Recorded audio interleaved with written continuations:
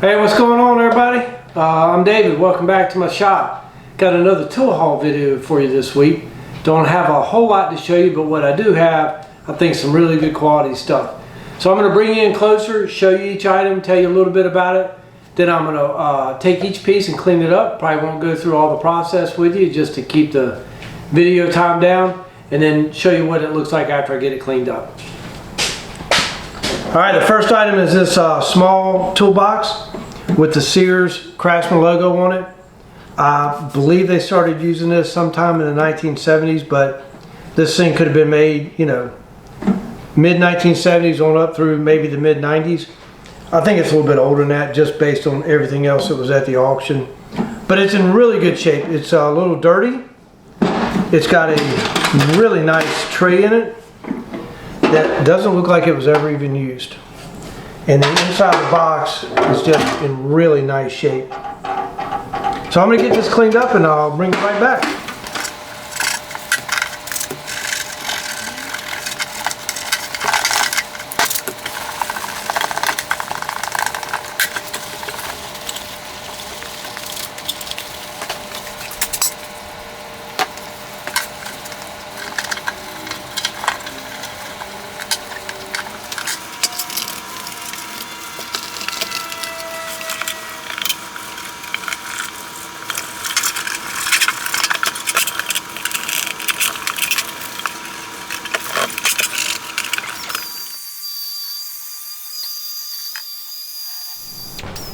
Alright, so that one's cleaned up. This is I'm just going to call it a 1970s, 80s vintage Craftsman's toolbox.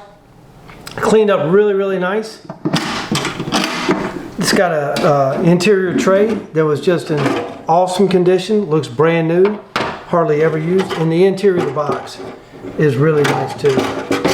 Cleaned up really good. This one's a keeper. Alright, we're on to the next one. This is a 1960s vintage Craftsman toolbox. Hiding underneath all of this dust and dirt, I think is a really nice toolbox. And again, the interior of this box is in really nice shape. So here's the tool tray. You can see it's in really good shape. It's not hardly dirty. And then the interior of the box is just in really nice shape. So let me get this one cleaned up and I'll bring it back. I probably won't show you all this one. I showed you my process on the other one. Okay, toolbox number 2 is done. Just followed the same process as I did the last one. Just scrubbed it real good. Gave the paint a little bit of a polish and a wax job, and came out really nice. I love this smooth, hard plastic handle. This one came out really nice. But anyway, this toolbox is in great shape. It's a keeper as well. I'll use this to store some of my collection. Here's the tray. Again, it looks almost new. And the inside.